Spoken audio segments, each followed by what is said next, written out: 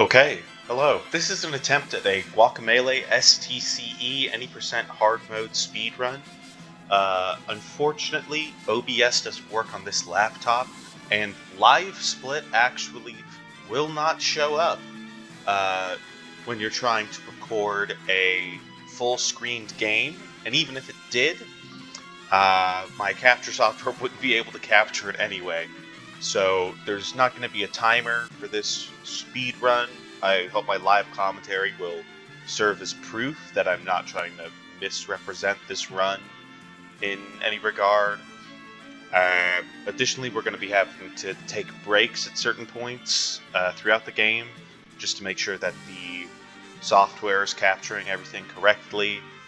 If the files are too large, the program I'm using to record will just conk out and stop working altogether.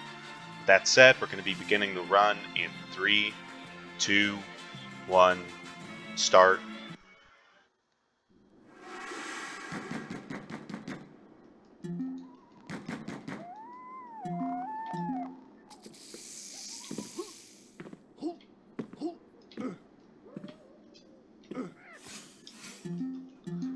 Okay, and we're off. So, for those of you who maybe aren't super familiar with the game, Guacamelee is kind of an action platformer released in 2013. It's technically classified as a Metroidvania. Some people might be more familiar with that genre. Both it and its sequel have been showcased at SGDQ, or just GDQ, multiple times. Metroidvanias tend to be pretty popular since there's a lot of time runners can shave off when it comes to routing, bosses, how to get just standard speedrun stuff. With that said, when most people run this game, they do it on the Gold Edition. The STCE version of this game has removed a couple of pretty major time-saving glitches. So, where a skilled speedrunner could definitely run the Gold Edition of Guacamelee in well under an hour, maybe even under 40 minutes.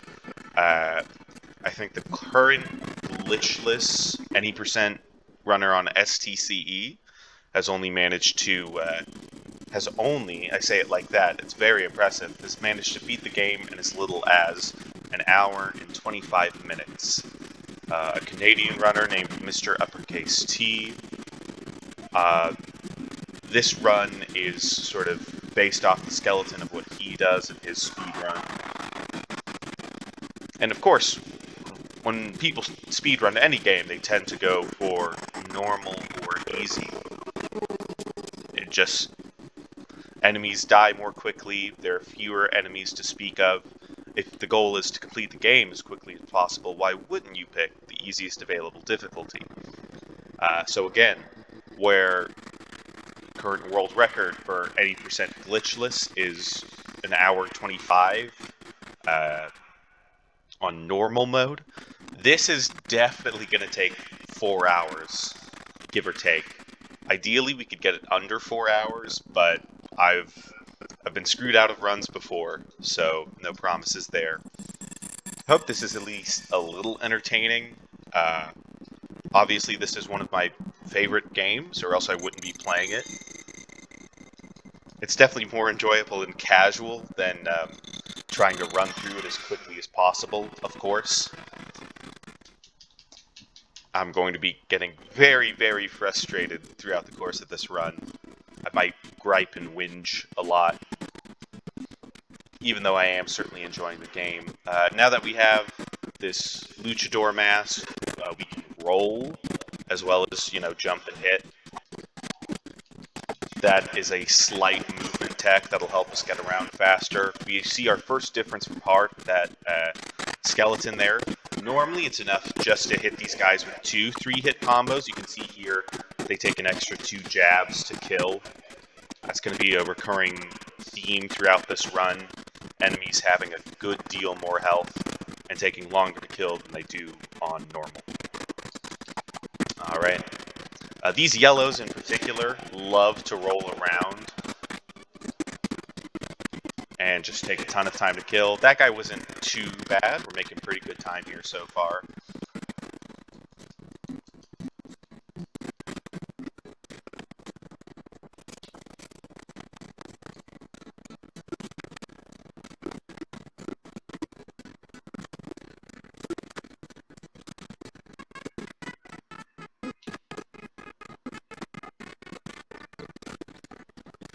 Alright, and now our first real choice of the game, we're going to put on the Alabrije costume. We take and deal double damage.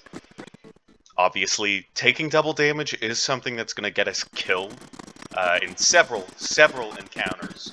I make no claim to be a particularly good gamer, just, you know, the only one willing to do this.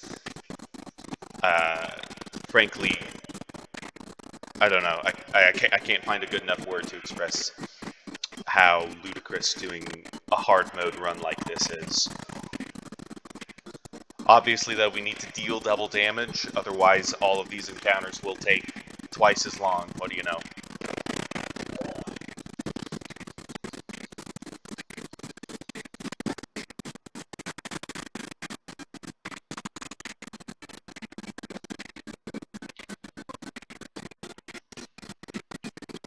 Nice. Run directly into the spikes. You love to see it. You love to see it.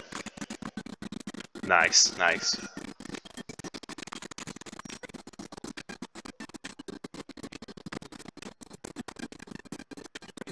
Wow. Alright. Never done that before.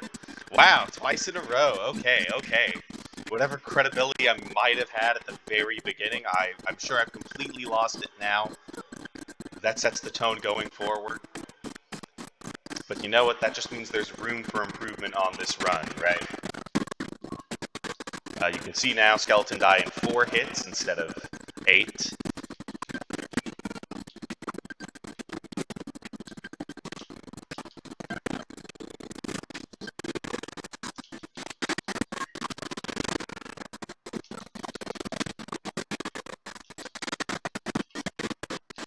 Oh, ooh, that's a spicy place to be. I've never gotten stuck in that corner before.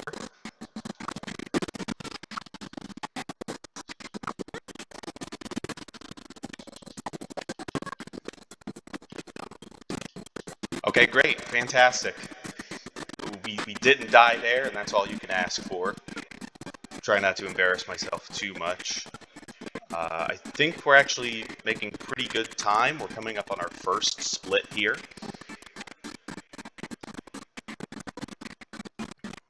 You can see from the Metroid statues in the background and the very clear reference to the Chozo statue from Metroid here. This game is both definitely a Metroidvania and was definitely made in 2013. There's a lot of kind of needless references.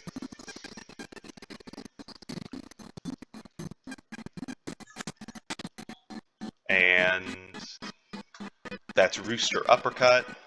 It's our first real movement ability. It's somewhat useful in combat, but we can't exploit it maybe as much as we would like to. You can see under our health bar, we have 2 yellow blocks. That's our stamina. That represents how many times we can use special moves before needing to recharge. Stamina management is obviously important. That's why I rolled through those vines again, rather than breaking the blocks as the game intends you to do, because then I would have turned red, I would have had to wait for a little while. It's just something we're going to keep in mind throughout a lot of these encounters, and platforming in particular, is how we manage our stamina when we decide to use moves. Obviously, second room here, not too terribly difficult. I don't want to embarrass myself and get hit by these flowers. Great.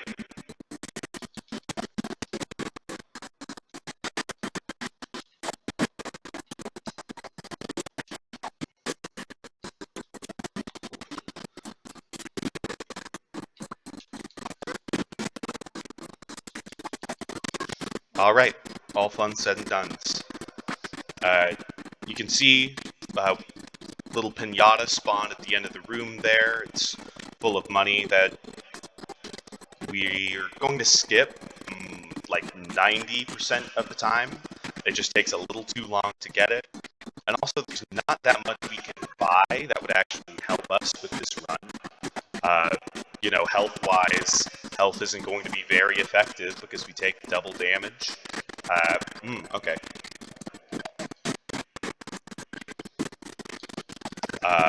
So money management, also another important part of the speedrun. Since it's glitchless, there's no real tech that you have to do. It's all just playing the game the most optimal way.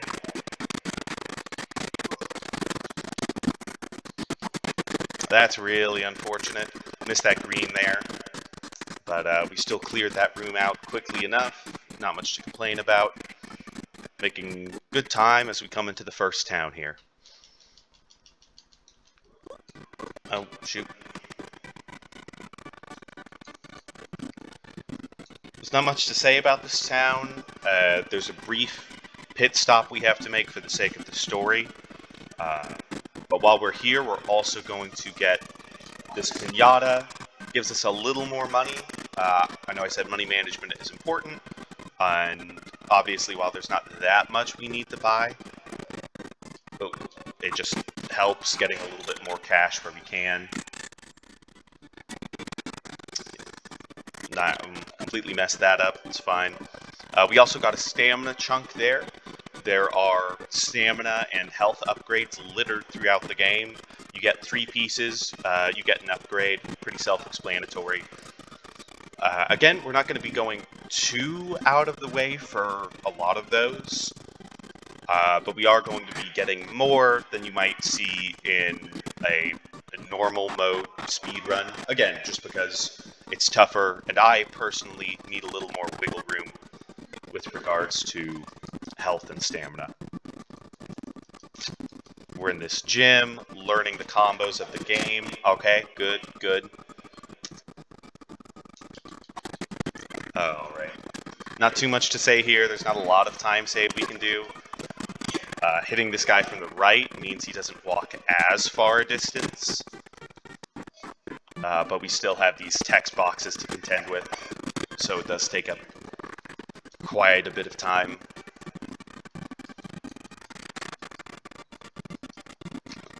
You can see these posters on the background are full of references that would have been extraordinarily funny 8 years ago.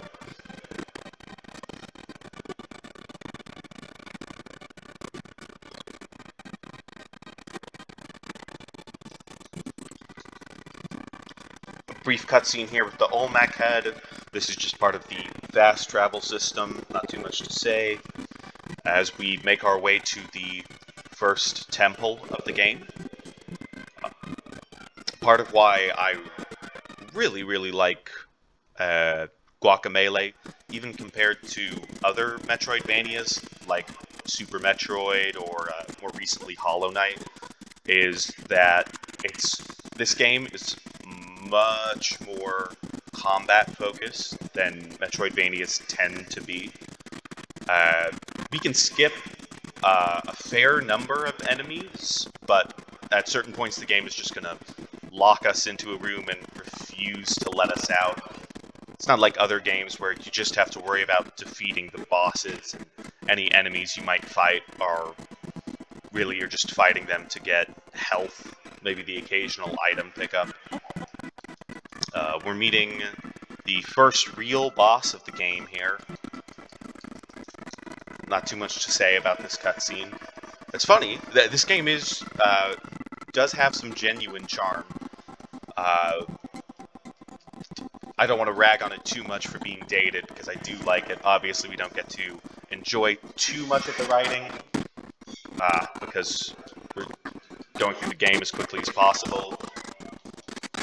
Ugh, I beefed both of these attacks.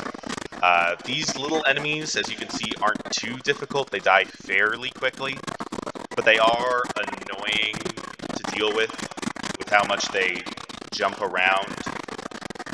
It's better to kill them quickly if you can.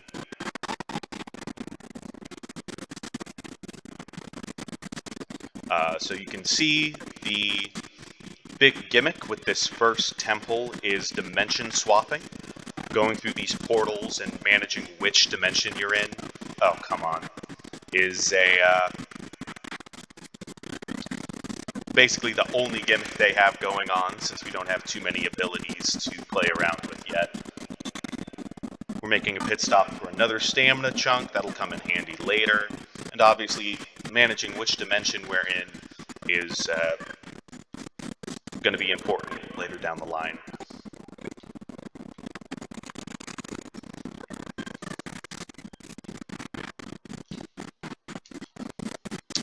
Let that yellow go first. We don't want him jumping up here and hitting us. Good. This room's fun. It's relatively easy not to get hit. You just have to not be a complete idiot. Case in point, I didn't time my roll very well and I got hit.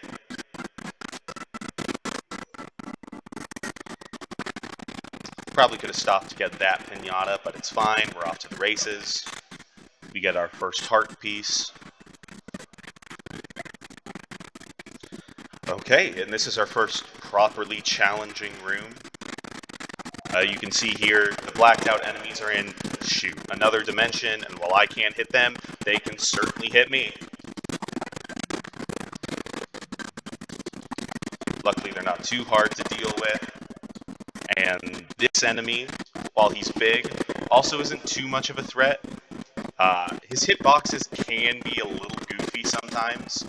But there are definitely... Okay, great. That's kind of a waste of time there, but it's fine.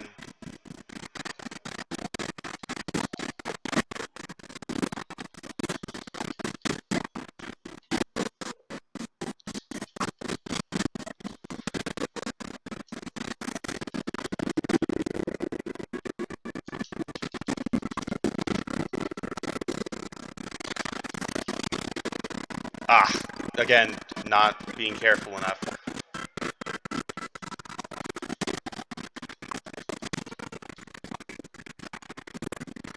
Being overly cautious here, I don't want to waste too much time. And get our second ability. Believe it or not, that is actually still a pretty decent pace, even with that kind of embarrassing death. We get our second special attack, Olmec's Headbutt. It's our sort of standing neutral. It does a lot of damage, and it has quite a bit of knock-up, so we're going to be using it quite a bit throughout the run. Pick up another stamina piece there. Now we have 3 bars. Makes this next section a little faster if I can do it properly. Looks like I did it properly. Yeah, okay, great, fantastic. Obviously, if we only had 2 chunks there, we would have had to wait for it to come back after breaking that, needing to Rooster Uppercut to break that second yellow block, and we wouldn't have gotten through that room as quickly.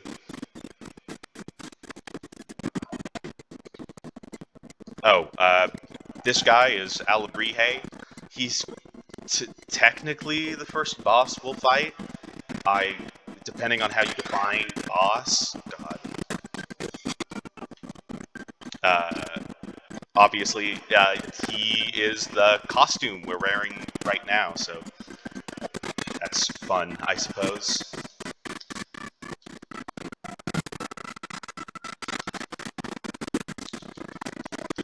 Now, I did say that Olmec Headbutt dealt a lot of damage, and we'd be using it throughout the run. We don't really use it to deal with the skeletons. In particular, these yellow skeletons love to punish you for using special moves. These enemies, though, these armadillos, obviously they're big. They love to get hit with Olmec Headbutt and die instantly.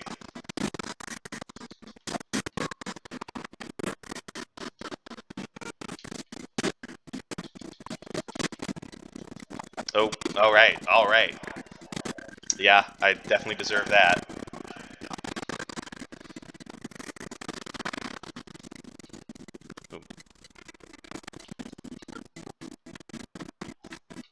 Like I said, I don't intend for this to be, like, a perfect speedrun by any means. this is going to be the only entry into Guacamelee STCE any % hard mode. So no matter what time I end up getting, it's going to be a world record. I'm not gonna gripe too much about my skills or lack thereof. That's Goat Jump, the best ability in the game. It lets you cling to walls. It always works when it's supposed to. You never, ever end up clinging to a wall when you're falling down a long corridor or something similar. It's excellent, excellent, excellent. I love it. I love it when game designers design really tight platforming puzzles around wall jumping. This is not a particularly tight platforming puzzle. Love when they ask you to use it in combat and it's just incredibly clunky and gets in the way. It's my favorite thing in the world. Obviously, we don't want to hit that portal there. I went to pretty extreme lengths to dodge it.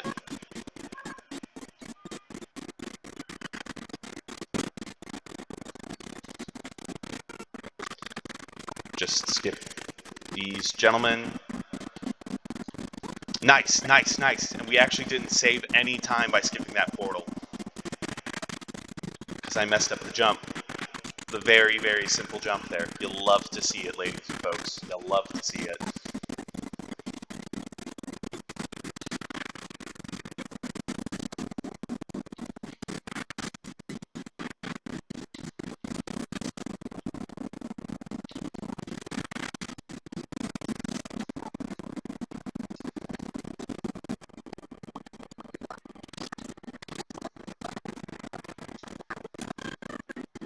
Yes, excellent, excellent.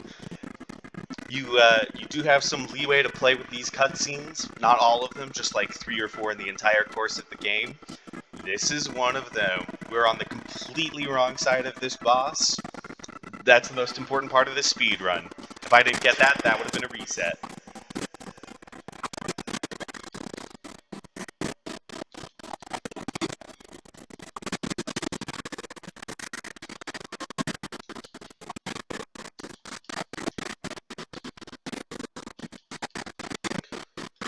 Interrupt these gentlemen.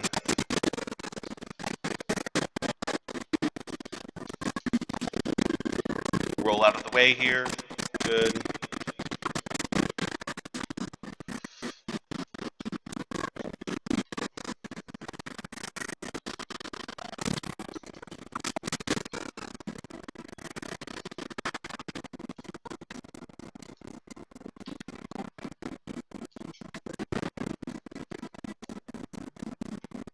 Alright. Ooh, don't get hit there. Put the money here. Wait for these gentlemen to roll. Wait for these. Don't get hit there. Oh god. Okay. I'm not supposed to Rooster Uppercut there. I'm just supposed to wall jump. For this. Good, good, good.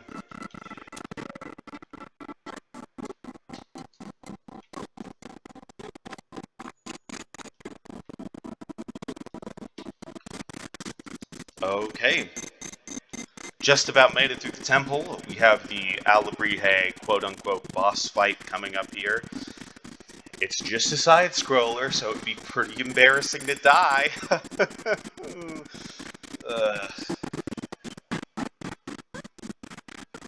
As a side note, you can tell the developers know Goat Jump unfairly gets in the way of progress sometimes, because they've sprayed a lot of walls here with non-stick paint. I don't have much to say about that, just hate wall climb abilities. They're cool, they're fun, they can sometimes be used in interesting ways, but I don't think I've ever played a game where it's been, like, worth the aggravation. Oh, okay, and I messed this up. You'll love to see it, ladies and gentlemen. I dived onto the Alabrije section. Okay, that's humiliating.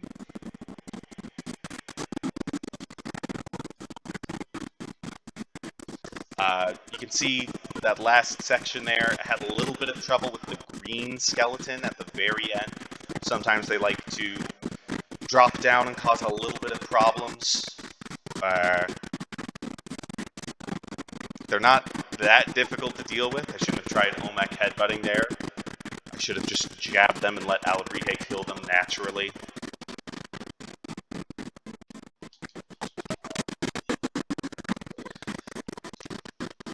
The only thing more embarrassing to dying to Alarihe would be dying to him twice, so let's not do that, please. Alright, fantastic.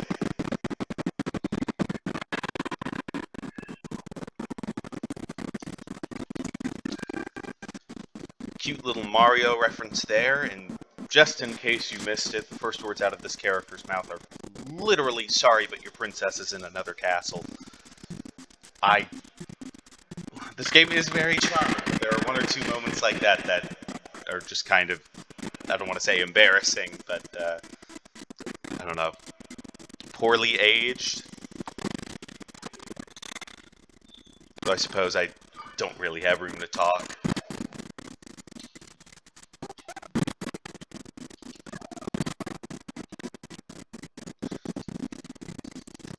Come to another Olmec hit here, use it to fast travel.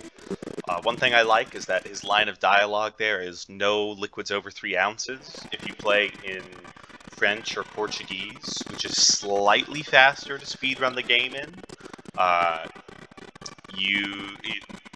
the dialogue is no liquids over 100 milliliters, which is not a joke in the slightest, but I find it funny nonetheless. Meeting our second boss here, Flame Face. He's fun. He has like 4 cutscenes in the game. He likes to talk a lot and also spin his guns, which makes his whole encounter take way, way longer than it should. I think, yep, he literally says trollolololo. Love this game. Love this game.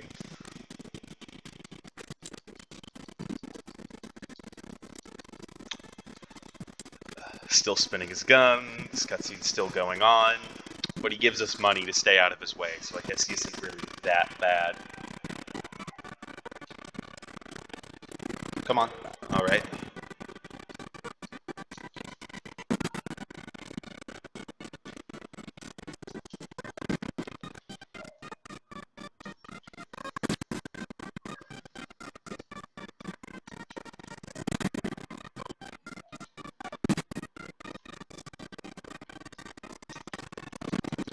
Not too much to say here. Getting out of this basement, when we come out, we find that Flameface has blown up some rocks, blocking the most obvious way forward. We have to find another way to get into the desert, and we're going through the canal. The canal is one of the bits of this game that kind of bothers me, like in regards to it being called a Metroidvania. Like, sure, you definitely are crisscrossing through areas and unlocking abilities that help in combat and in exploration. So I guess that core part of the Metroidvania experience is there. But there are a lot of areas that you only visit once and never even fight bosses in. I messed this up a little bit. You're just supposed to combo all of them into the saws. And we got the yellow. Excellent. I was facing the wrong direction, but it still worked out. What am I saying? Oh yeah, the canal. So, the canal is a neat area. I like the music there, I like the level design there, but you only visit it once. You go through it in one direction, which it's by no means bad in and of itself. It always just kind of struck me as odd. That's part of the reason I never really considered this game a Metroidvania until I saw it characterized as such. In my mind, between the memes and the fact that it's much better to play with a controller, I've always sort of mentally filed it under XBLA games, sort of as a category of its own. With this new ability we have, we can kill skeletons in 3 hits. This power cannot be found anywhere else. Got hit by a skeleton there, nice. Nice! We died there because I was facing the wrong direction. You love to see it. Maybe maybe I should just shut up and focus on the game, eh? I still got tagged there.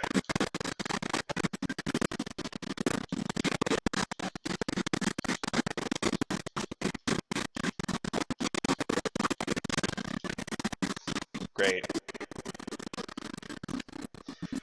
Took longer than it had any right to, but we have Intenso. I think we're falling behind considerably at this point, actually. By like a solid minute or so. Again, it's fine.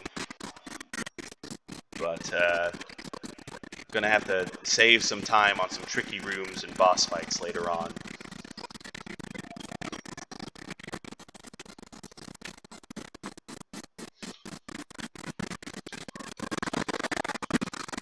Okay, great. Good, good. That went better than it usually does. Even getting hit there, that's basically fine.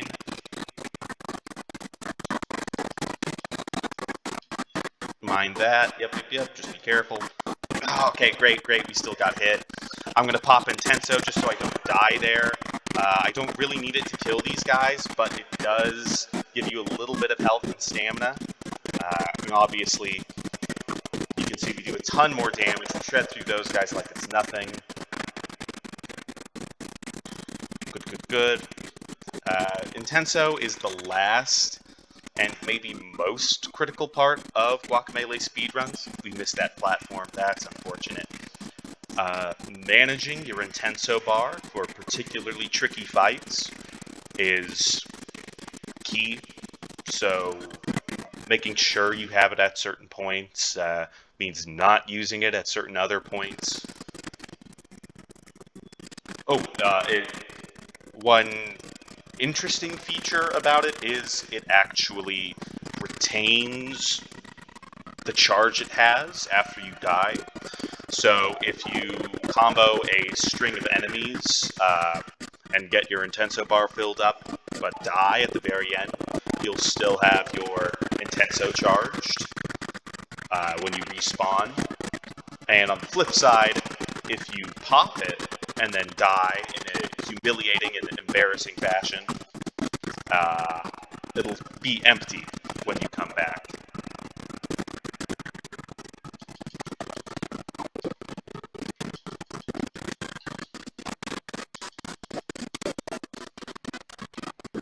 Yeah. It's fine, perfectly acceptable.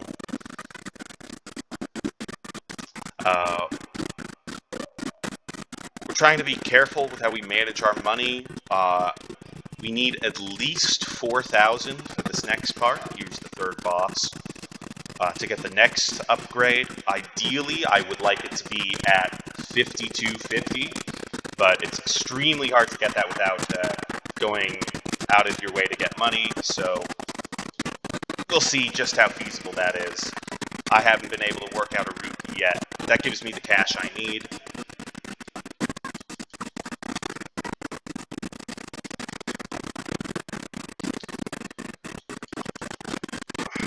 Mind these yellows.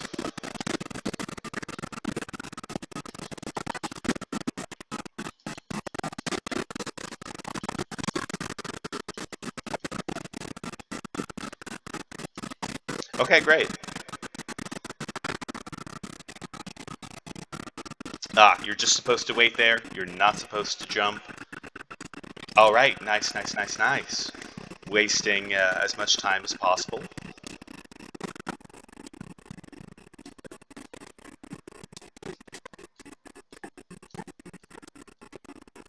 Again, wait.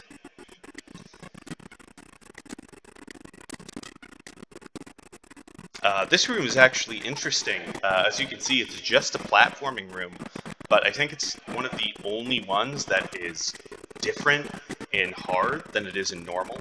Normally, there's only one of these rotating spike platforms there. It's cool. I kind of wish the game did it with maybe a couple more of its less combat-oriented rooms. But at the same time, obviously, it takes up a lot more time, even just having to wait. Get the pinata on the way down, that's good. Be sure to get this treasure room as well. Yes, one cycling that feels good.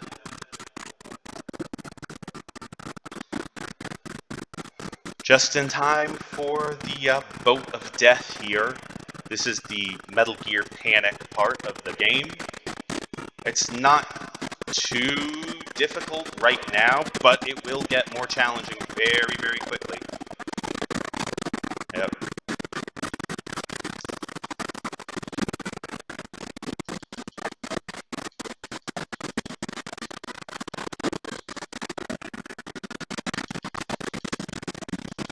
Try to wait to kill that axolotl until, I'm sorry, that Alux until the armadillo shows up.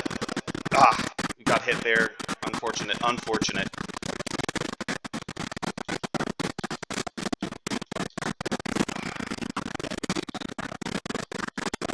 We really need charge for this guy.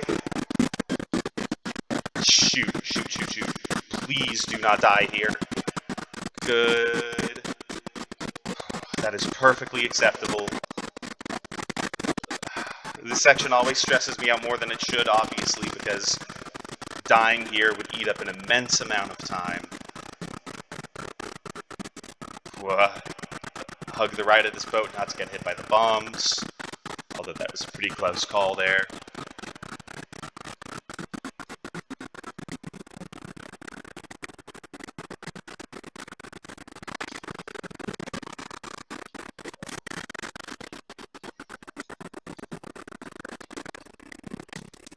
Meet this gentleman who helped me out here.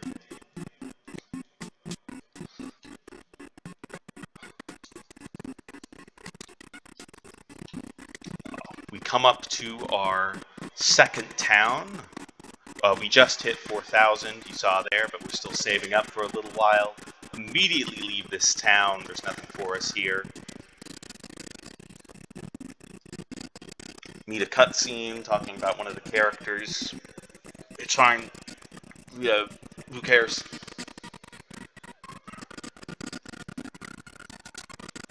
Making pretty good headway there. Haven't lost too much time. Again, I don't have splits to look at, so I'm just kind of going off what I vaguely remember and the recording timer I have up in the corner.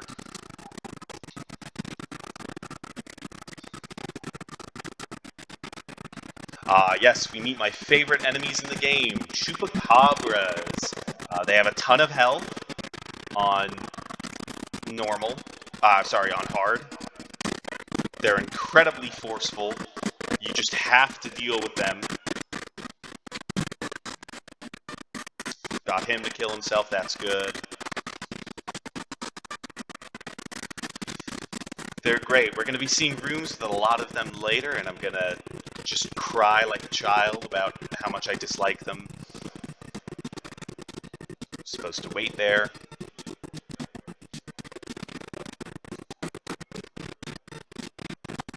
Alright.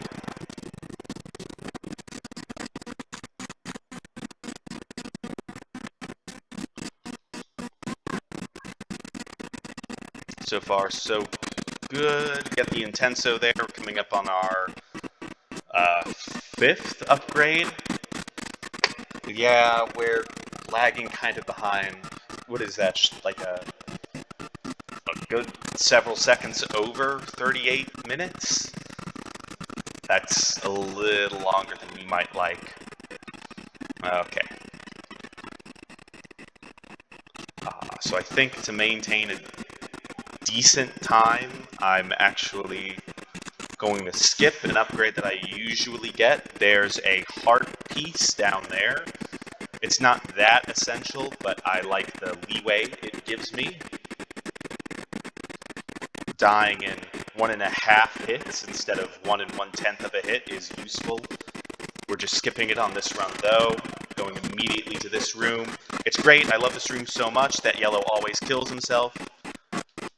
Just have to be careful getting hit. That's fine, just don't get hit again. Okay, okay, nice, nice.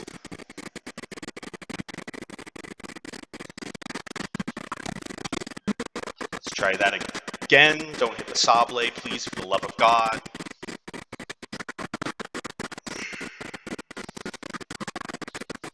Okay, it's fine. Let's wait for him to come a little lower. Nice, nice. Deal with this gentleman. Mind his outrageous hitbox.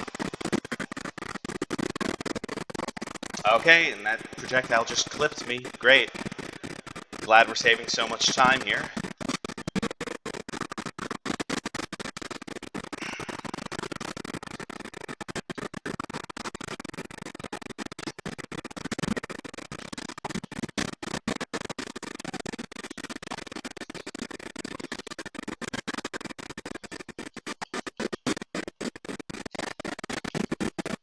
Alright, nice, nice, nice, nice. Yep, with some of these enemies who swing their arms or actual hammers, the hitboxes can feel completely unfair. Like you miss the actual head or the base, whatever you'd like to call it, what they're hitting you with. And they still kill you, and I rolled directly into the springs. Okay.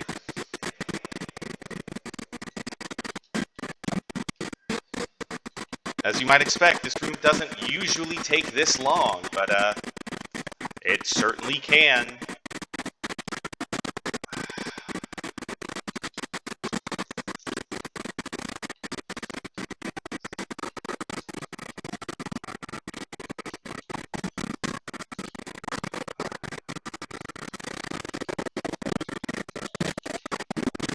Try not to roll into any of these attacks. Great. Great. Okay. Okay. Well, that took quite a bit of time, but it's okay.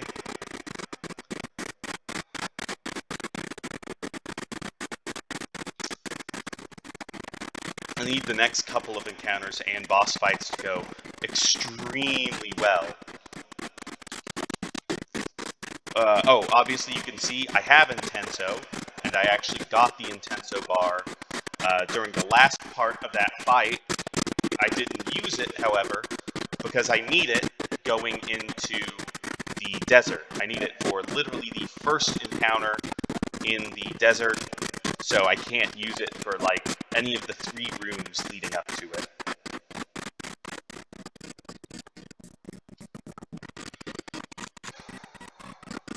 This next room in particular, it's going to showcase an enemy that I love, actually. There are a couple of enemies in this game that are just really, really, like, delights to fight. Obviously, we're meeting the 3rd boss here, which is why we're having such a extended conversation. It's a skeleton band. They're talking about missing their 4th member. They call themselves the Terrible Trio, but in Spanish, their name is actually La Trio de la Muerte, which I'm not 100% that that's the literal translation, but it's fine. Okay, so, these beatboxers. Yes, they're called beatboxers. It's fine. Just have to learn to live with it. They run after you. You can see their glowing purple hands there. Alright, yep. You can't dodge the attacks that glow with that sort of purple-white light. You just have to avoid them completely with your platforming abilities. So obviously this enemy is a lot more fun to fight later in the game when you have more platforming abilities at your disposal. But they're still really fun here. They're easy to knock up into the air, but they also like to dodge kind of their own volition. You just have like a really interesting interplay going on with them. I missed my attack. I was afraid I was going to die there. Also with the enemies, with those enemies in particular, you do have to be careful because the hitbox for their arms will go quite a ways above their head. So if you try to attack them from directly above, you'll just die. It's not a problem, but it just means it's just something I have to be aware of. Again, like I said, I struggle with that particular type of enemy, the ones who slam their hitboxes up and down, as opposed to the ones who more straightforwardly slash at you or just throw projectiles at you.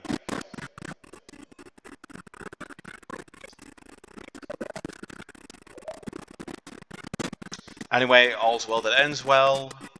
Even if it's a little slower than we'd like it to be, obviously we have Intenso bar. And I broke a couple of pinatas that I probably wouldn't have. Now we're well over the 5250 mark. I need to buy the next 2 upgrades. It meant skipping that 1 health pickup, but again, that doesn't really matter. Again, for the Alabrije, where health isn't a huge concern for us in any case. We made it out of the canal, and now we're able to head to the desert.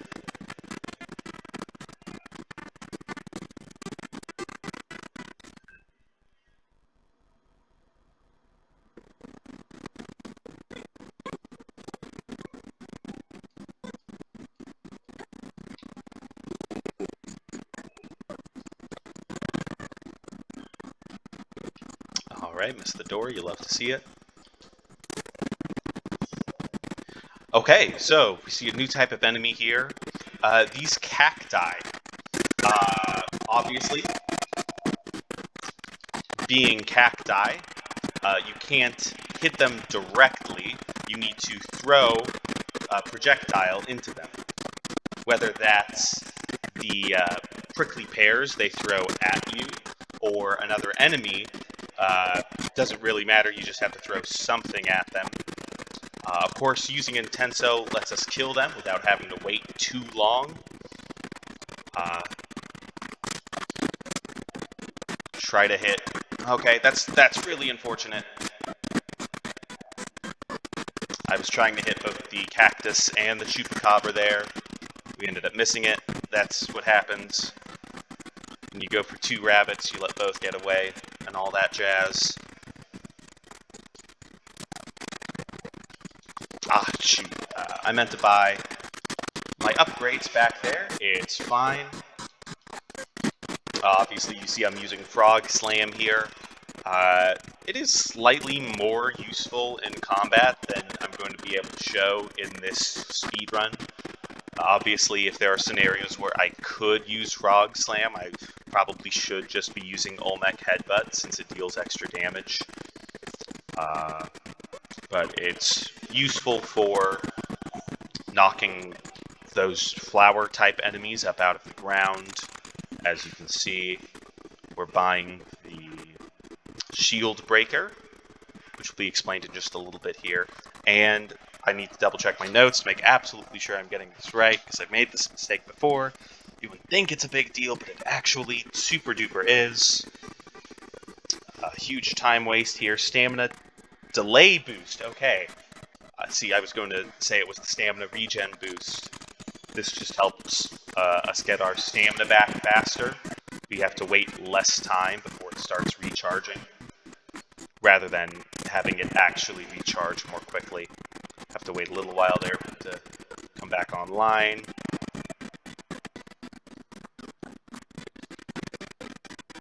Okay, and now we can see the shields here. Another interesting layer to the combat puzzle of this game. Enemies have shields you have to break with certain special moves. Or, in our case, completely missed him, that sucks. Or in our case, with Intenso. So that's just another reason for us to be especially judicious in managing our bar.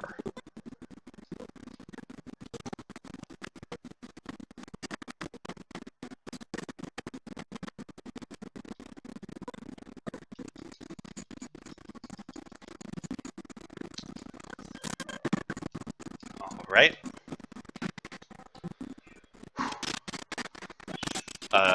Not much to say about this enemy, it just kind of sucks. We use Intenso to break all the enemy shields here, as long as we don't get hit. Something hit us. I think it might have been that Alute, that's what I get.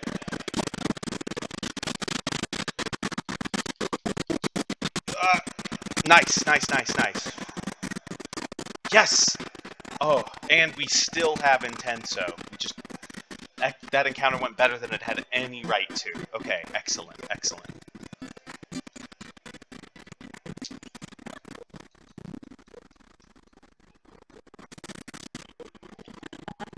Oh, how unfortunate. We got catfished. Well, I guess this is the end for us. We're going to be stuck in this cave for the rest of the game. There's a cutscene here, but I'm skipping it.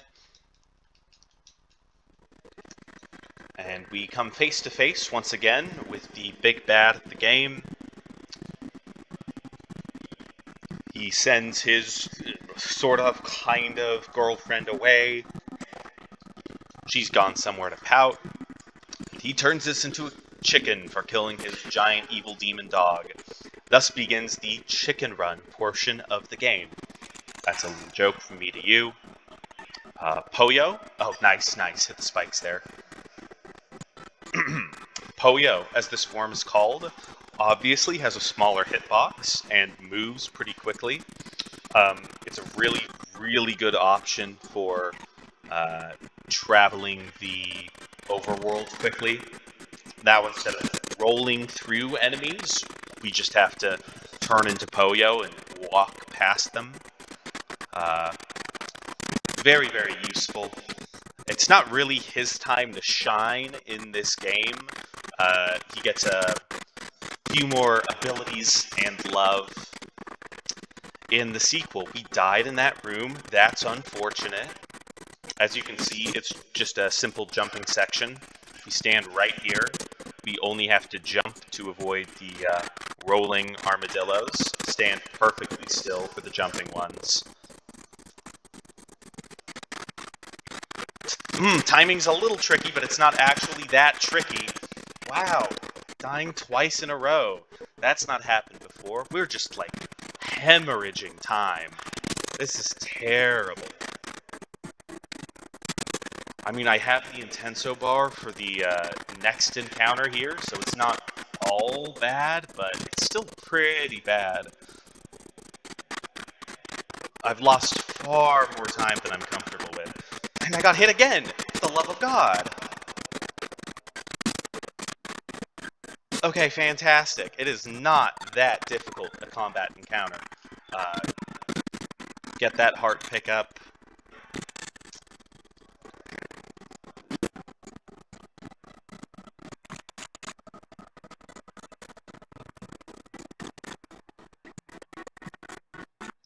Oh, that's what I get.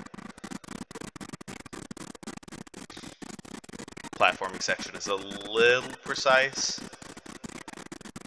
Try to make that jump. Yes! Save time, even with my falling into the goo like that. Excellent, excellent, excellent. Now we have to actually fight skeletons, but it doesn't matter because we can use Intenso in chicken mode. This encounter is now several... It's like an order of magnitude easier, even with the fact that we got hit. If we can get through this in one try, it's not that hard, but I don't know what these flowers are thinking sometimes. And as fast as Poyo is, he's also a little slippery. Okay, that's on me. It's okay, as long as we don't die one more time, I'll be perfectly happy.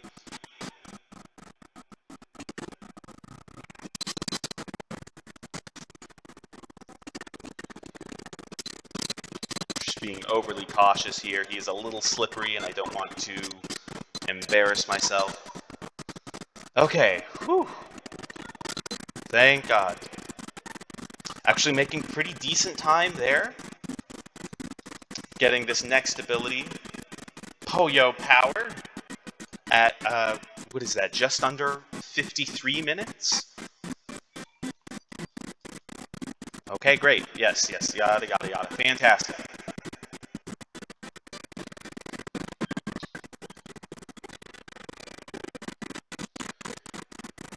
Okay, so, we've made it through the chicken run. Now we're going to the first real boss of the game. Again, not to sound like a broken record, but the bosses on hard are extremely difficult compared to where they are on normal. Where again, the current world record for Guacamelee STCE any percent glitchless has done this first boss in a single try. He's able to two-cycle her first phase. He's able to get through her second and third phase without getting hit. He's able to beat the second boss without ever having him teleport and avoid damage. We struggle. These bosses have an absurd amount of health, and their fights basically play out in full.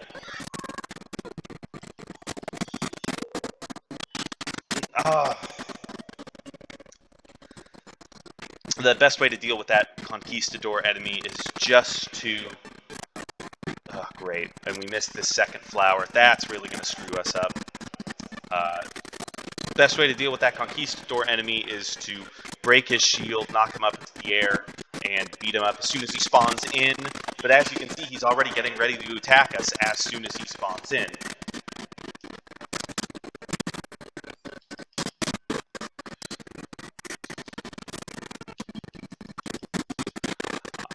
Second try, not terrible. We don't really care about money. I think we're basically done with pinatas. The next upgrade we need to buy is going to be pretty expensive.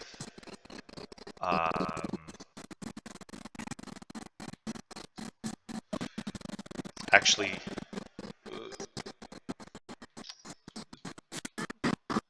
yeah, I'm mistaken. We are going to buy an upgrade that's fairly cheap. You can see we just need one more stamina chunk to have a fourth bar. So we're going to buy the extra stamina chunk.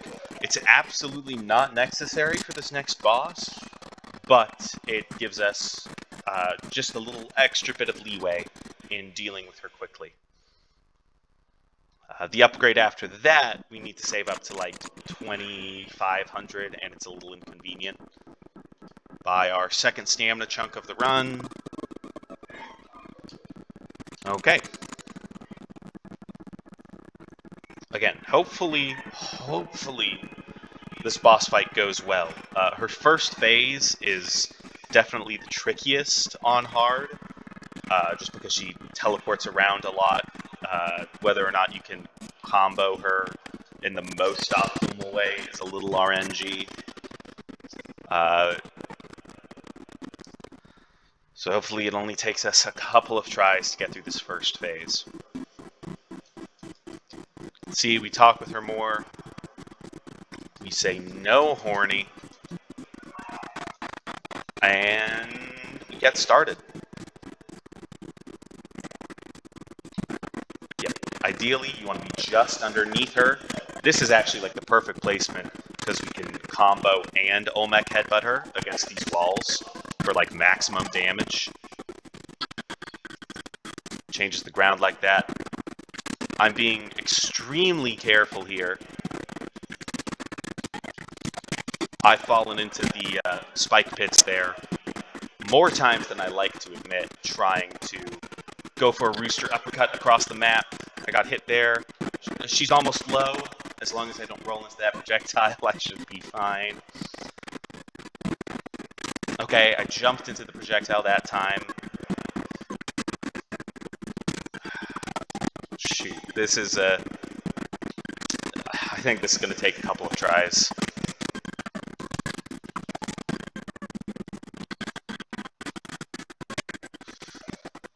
Oh god.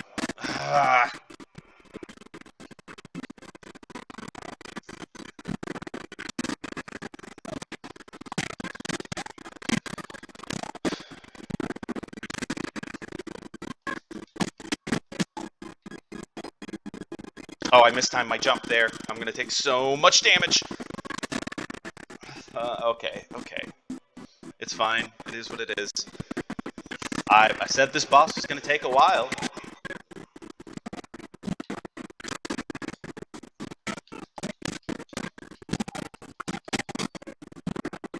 Oh. Might have got lucky here. No. Beefed it. Beefed it again. Okay, that's a pity. That's a lot of lost damage we're not getting back. Ah, that's a really bad place to be.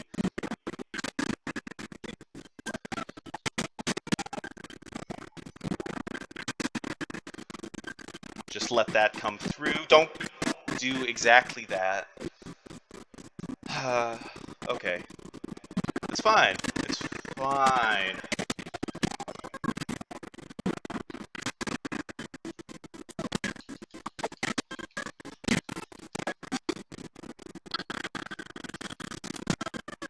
Oh, I misjudged that. Okay.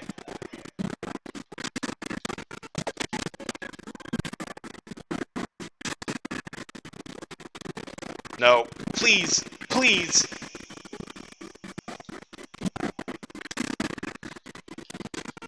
I think we did it. Okay, that's half health. Okay. Whew. Like I said, that's the most difficult part just because it goes on for so long. Olmec Headbutt pierces through that. You love to see it.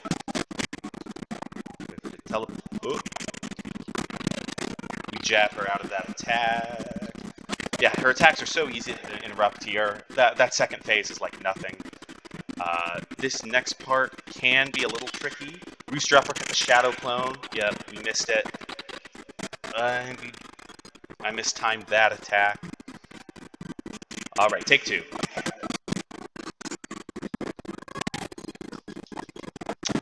Mistimed that.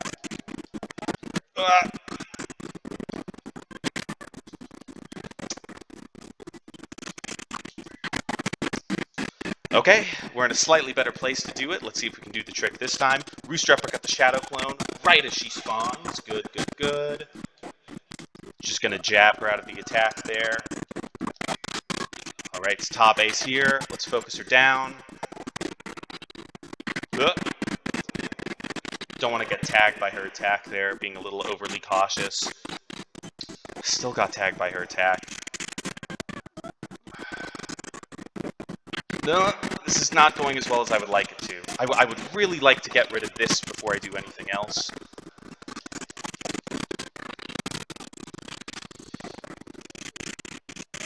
Ooh. I misjudged that one. And we were close. Man, I'm taking like the maximum amount of time I could possibly take to do this boss. Okay. Plenty of damage there. That was fine. Okay, yeah. That was a little awkward. Do this again. Rooster Uppercut the Shadow Clone.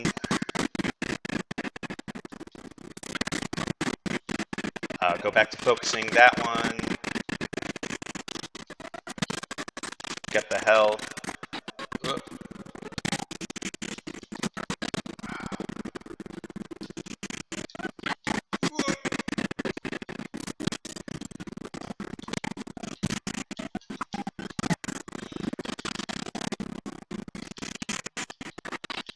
Ooh, that was nearly bad. Oh, this is actually terrible.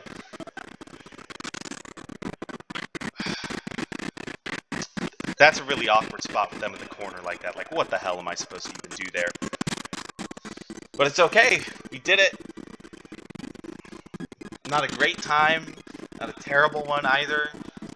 Like a minute 5 is as poorly as I've ever done there. So I guess this is reasonable. You can see what I mean about her second and third phases there. Not being nearly as bad as her first one. That's another split. Great. Now we can swap between dimensions at will, which is handy, unless you mess it up.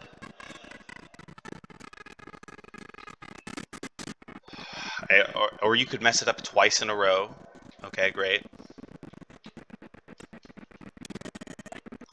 This is part of why I said it's kind of needless to buy the stamina upgrade when you get one immediately after completing that boss fight. That said, you know, having the extra piece of stamina just makes that first phase where you have to Rooster Uppercut to hit Zatabe a little easier. So it's pretty flimsy justification, especially given that that particular iteration of the fight took quite a few tries, but I will still stand by it as a reasonable decision to make. Also a reasonable decision, making a pretty significant detour there to get a heart piece. It's not as significant as maybe some other places in the game. And again, health doesn't help us that much, but better to have it and not need it, as the saying goes.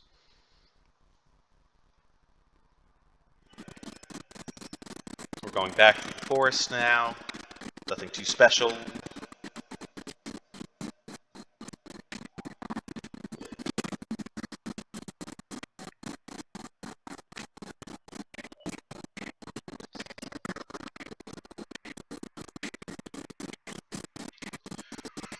We're going to go back through the starting area to another new area. Again, this upcoming area is one of the sections where I'm like, it doesn't really feel like a Metroidvania. Like, at least you can go back and revisit the canal after you've gotten, you know, all the abilities in the game. There's virtually no reason to come back to this next area, the Tule Tree.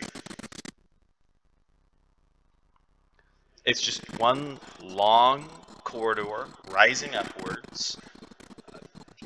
You can visit pretty much every room with the abilities you have at your disposal the first time you visit it. This part's a little tricky. These skeletons love to hit you. I'm just gonna take a couple extra precautions here. Make absolutely sure we don't get bothered on our way up. Great, great.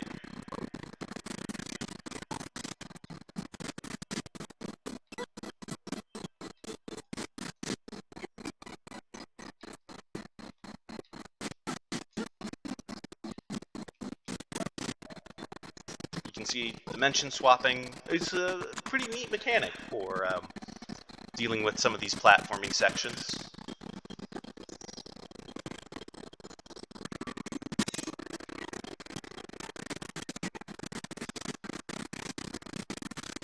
Oh, okay, we're coming into my favorite room here. Not only is there a cacti, there are 4 chupacabras. Wall clinging here is like essential to living.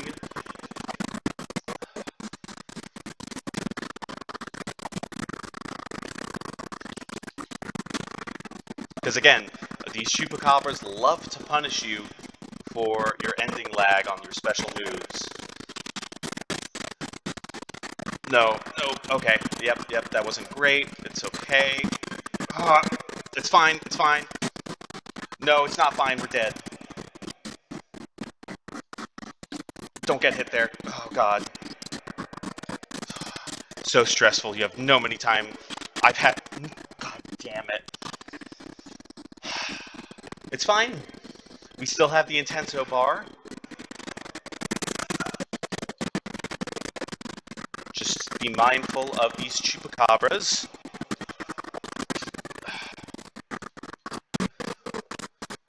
Got hit, but it's okay. No, please. Oh. I tried to cancel out of that. I knew I was going to get hit. And we don't have the Intenso bar for this, which means this next part is just going to be that much more painful. We got lucky and we hit that chupacabra.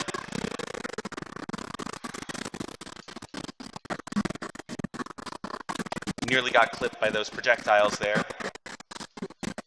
It's okay. Really do want to deal with these guys as quickly as possible. The reason I died last time, I'm not sure if you caught it. God, I mistimed an attack, and he hit me with his shield. Come on! You have to shield break those guys in order to follow up with an attack. Believe it or not, this is actually still making decent time. I have yet to find a way to do this route without dying like a million times in this godforsaken room. No, please. Okay.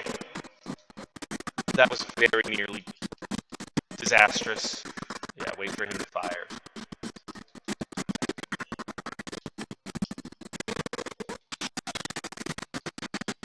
Ha, please. Okay, it's fine. Obviously, these flowers are a pain, too. I've debated the efficacy, rather, of dealing with them first.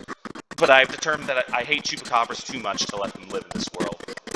No, I didn't mean to pop that. God damn it. I wanted to switch to mentions, and I just pressed the wrong button. It'd be like that sometimes. Okay, that wasn't a terrible time for that room. I think we're still lagging behind here, but yeah, still definitely behind here. But when life gives you lemons, etc.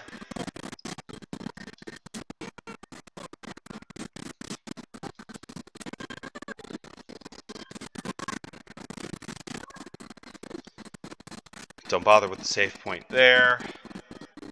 Nice.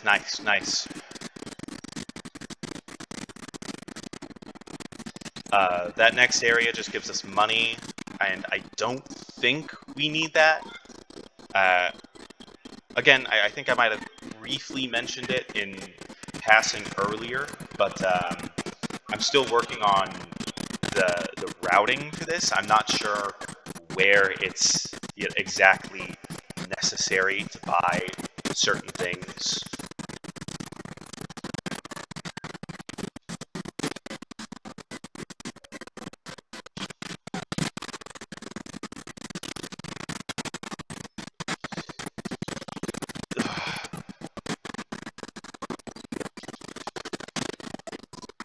These yellows love to jump up and hit you just at the right angle where you wouldn't really think they should be able to hit you when you're dealing with flying enemies sometimes. Well, we were lucky enough to be able to deal with them quickly, so that's great.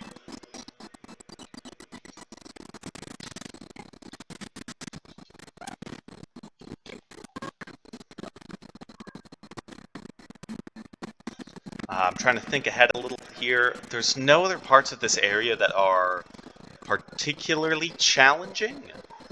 There's one platforming section where we can theoretically save time, but I've always struggled making the jump. Coming up on one of the better abilities in the game here. We finally unlocked double jump. Excellent. Now we have a tool for effectively dealing with chupacabras. After the room where we had to defeat, like, 6 chupacabras.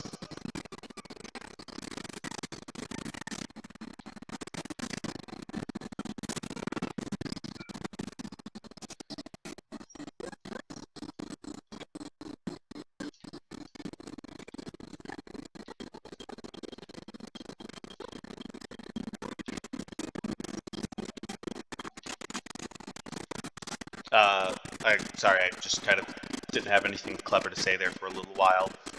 Ooh, I really dislike this next part because it makes you kill that enemy and then gives you Intenso, even though I don't really need it, like, right this second.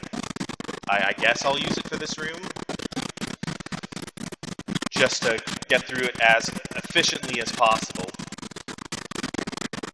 I really want it for, these guys right here.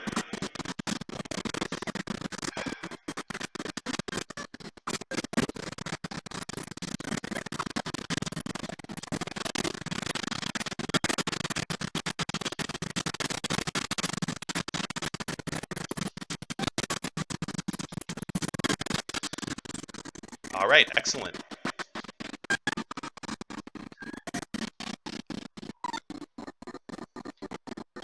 Go down. We do need the money chest here. I think I have determined that much.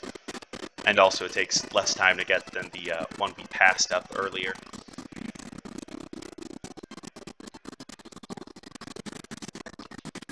I didn't really harp on it earlier, but double jump is just like a like necessary movement ability, but obviously, as you can kind of see right there, the double jump combined with dimension swapping makes for a really, really fun platforming challenge.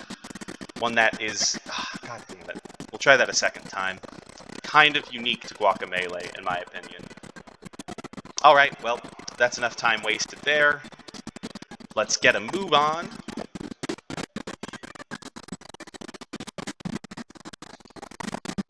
Don't need to kill these enemies, but I will not suffer a Chupacabra to live in this world. You can see there, I was trying to double jump Rooster Uppercut into a platform that would have let me go straight to the door. Even if I had made it, I still would have wanted to go for that stamina chunk. Around like 5 or 6 is kind of where the soft cap is. You're never in a combat room where you need to use more special attacks than that in any given amount of time. And any platforming challenges that require that many special abilities to be used in succession, would be better served by another costume. I'll give an example of that a little later in the game. We will actually be switching costumes for a particularly tricky platforming section. Bit of a tangent, needless to say, stamina isn't critically important, but we could still use more of it than we have right now. You can see there, we got the best ability in the game, no power. We didn't get anything for our troubles, but a split is a split, even if it isn't really a reward for anything. Slight detour here to get a heart container, and yeah, don't really need the health, but it's barely a detour. It's absolutely something we can afford to get.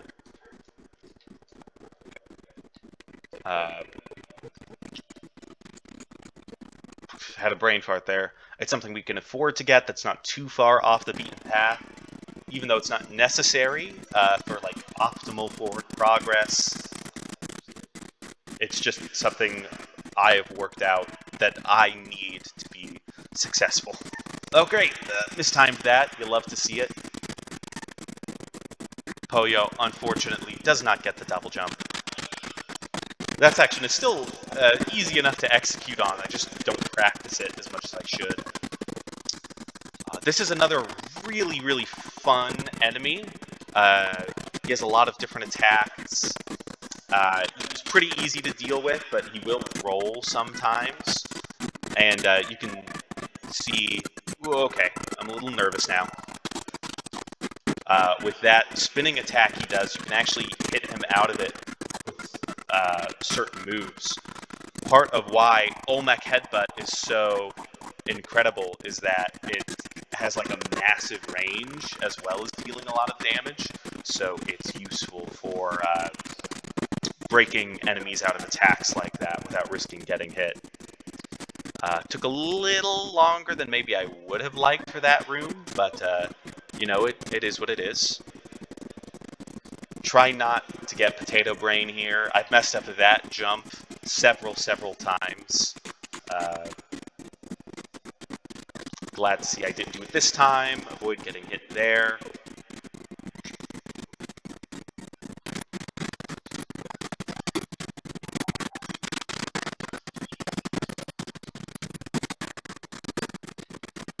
So obviously, you know, these shields, you need to use the correct move or use Intenso. Ooh, that was a little dicey. You need to use the correct... Ah, shit. Ooh, this is suddenly a little scarier than I usually like it to be. The hell was I saying?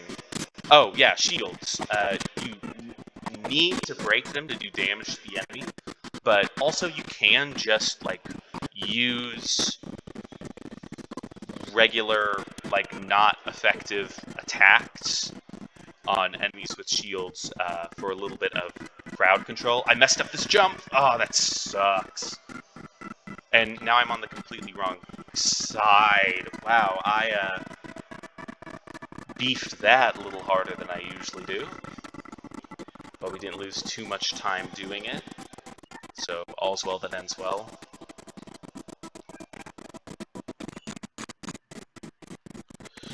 Right.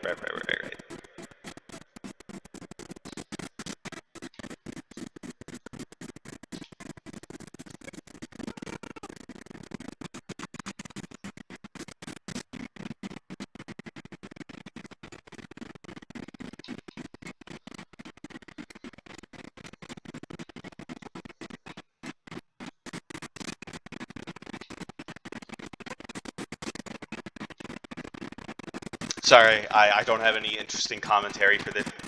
I beefed that. Oh, I beefed that super hard. Oh, wow. We've never seen the Cowboys make a play like that before, sports fans. I should have just kept right on not saying anything. Anyway, yeah, this is kind of another unique platforming section. Like I mentioned earlier, where you're combining dimension swapping with the double jump. Just think it's neat. Just think it's cool. Oh yeah, this enemy! Yeah. This enemy sucks. He has a giant hammer. And if you're not, like... if you are not completely 100% behind him when he swings it, you will get hit. And you can't dodge it. Like, even if you're standing, like, where I was, like, flush against his right side, like I was grinding up on his hip like a senior at prom night, he will just hit you with, like, the pommel of his hammer. It's ridiculous. He's not that hard to deal with because he gets knocked up pretty... that phrasing. I probably should not combine the phrase gets knocked up easily with the allegory about the senior at prom night. But he gets knocked up into the air easily, and you can finish him off from there. It's just annoying when he's in a room with several other enemies, and you get killed by his obscene hitbox. Very, very, very frustrating. Not unfairly so. Like, I feel like the Chupacabras are just kind of bullshit, but, like, that enemy is, like, you know, fair. Like, once you know what to avoid, you can just avoid it. I was supposed to be a chicken here, so this cutscene would be funnier. I messed it up because I was getting mad about video game enemies again. That's what I get, I suppose.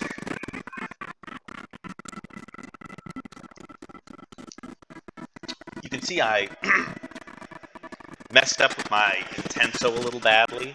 You're supposed to have it to use on the first room of the game with those skeletons with shields, and it introduces the windmills. But you have it for this room. The room just gives it to you for free. Whoa, facing the wrong way there.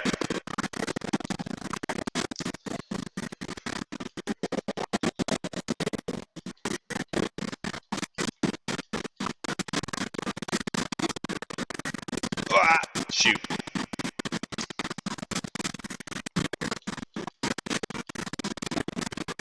No, yeah. Been screwed over by that gentleman before. No, please. All that.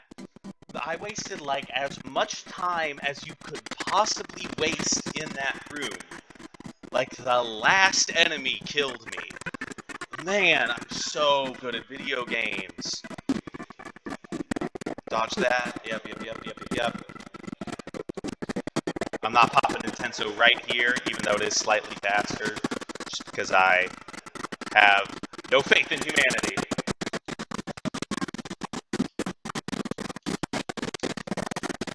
Ooh, the game really didn't like that. I think there are a few too many skeleton particle effects going on there.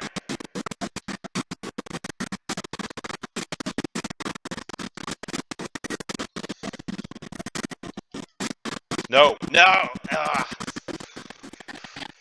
Almost made the same mistake again. Great.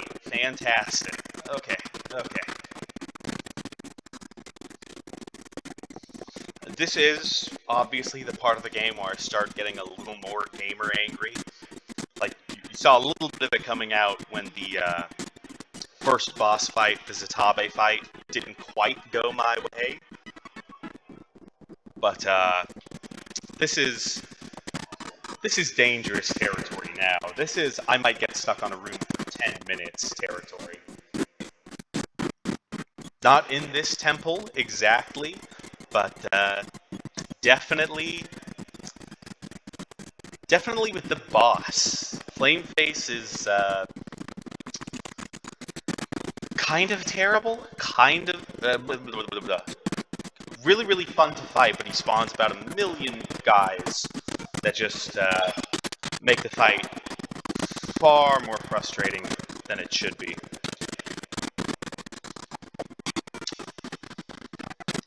You can see I didn't mention at all. We got a new ability.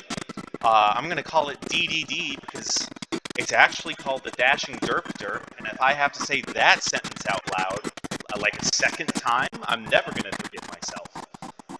Name aside, it's a really good ability. It lets you hit a lot of enemies at once, and obviously because it's moving to the side, it has pretty good range, so you can use it to interrupt a lot of attacks. It has great combo potential. Unfortunately, I think this one is just on me, and I'm not being like as precise with my controller inputs as I should be. Oh, I got hit by that! Nice, nice, nice! Mistimed that jump. Good, good, good. You love to see it. So yeah, maybe it is probably just me. I'm not being as precise with my inputs as I should be, but I really... The game will often mix up Rooster Uppercut with DDD, which means if I'm trying to knock an enemy up into the air, sometimes I will also follow it up with, you know, like another attack, or I'll use one of them when I'm really needing to use the other. It's a little frustrating. Like, the control in this game normally feels excellent. Like, platforming feels phenomenal. I got hit by that. I got hit down here, even. I'm wasting, like, as much time as you could possibly waste.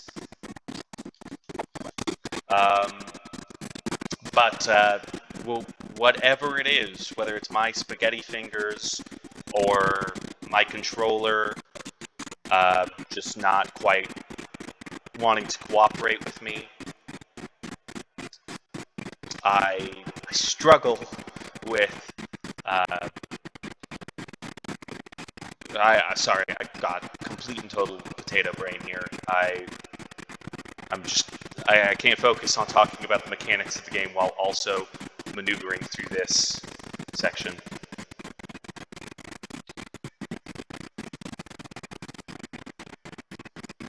This part's pretty easy, so it would be embarrassing to get hit and die, but didn't do it.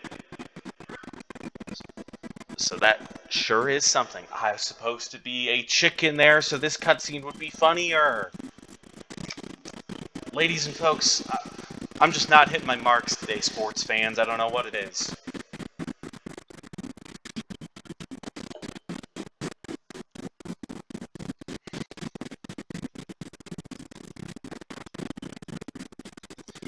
Fun little Star Wars reference there. Haha, did you get it?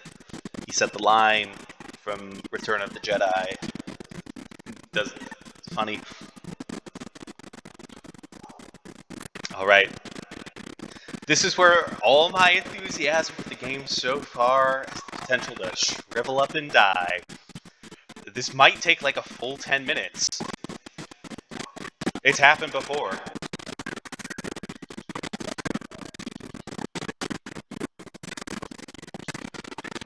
Ah, shoot, I got greedy.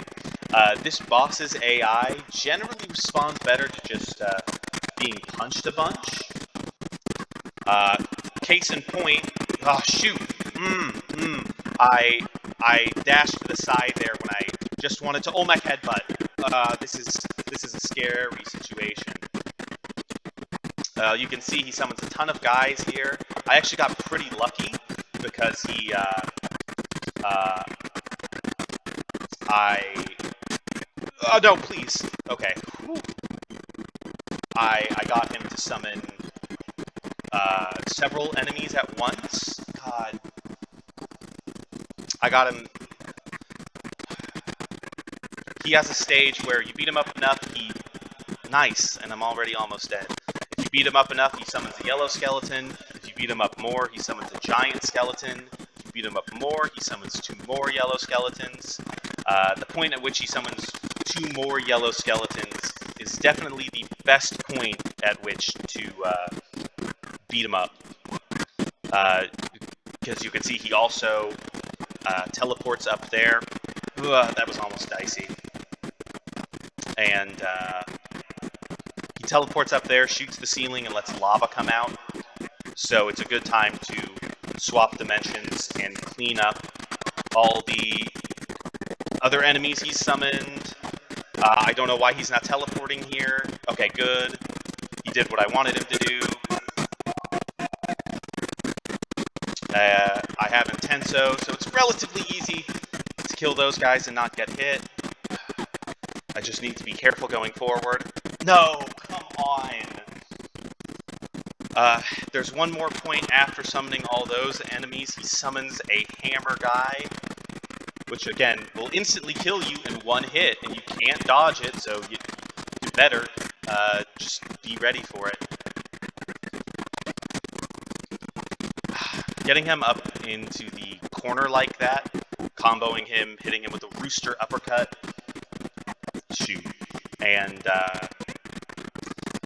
unloading a ton of other special moves on here is a great way to get him to summon everyone you need him to summon. Obviously these yellows are something of an annoyance, but they're not too bad. As long as he doesn't shoot you. You can see what I mean. It's a tough boss fight with a lot of moving parts to it. Again, current glitchless world record set by Mr. Uppercase T. The runner is able to jab him into a corner and fully deplete his health bar without him teleporting at all.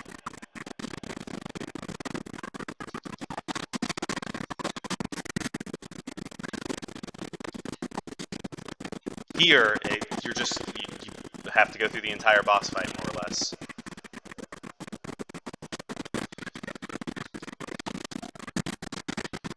Nah, I mistimed my special. God damn it. Okay, yeah, that's not a great place for us to... Ooh, that was almost scary. Damn it, damn it, damn it. I really don't want to die here. Okay, whew. The nice thing is, you know, when he does summon enemies, they give you, like, a little bit of health.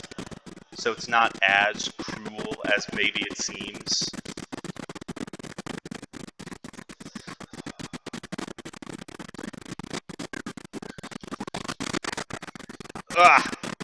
And of course, now that we have DDD, it's great because it lets us hit multiple enemies at once. God. So it's good for doing damage to Flame Face and cleaning up these skeletons. Please don't hit me, for the love of God. No, please. I'm so nervous. You can see that's the last enemy he summons. He's at such low health. I just have to not, like, completely beef it. Please. I need health back. Okay, great. Whew. That is a stressful boss fight. What did it take? Like 5 minutes? Like, in like 5 or 6 tries, too, surely. Oh my god. Whew. I'm glad it went as well as it did. You know, that puts me in a good mood. Unfortunately, we've kind of reached a point where I'm going to have to stop. As I said at the beginning of the recording, my software is terrible. You know, I wasn't able to get OBS to work with the laptop that I have. So I need to take periodic breaks. This split is as good a time as any. Okay, Goat Climb. Just a really, really good platforming tool that opens up like the next tier of really interesting puzzles in the game. I am going to buy Stamina Regen Boost, and you can see the amount of money that I have right now, the number of stamina bars, so on and so forth.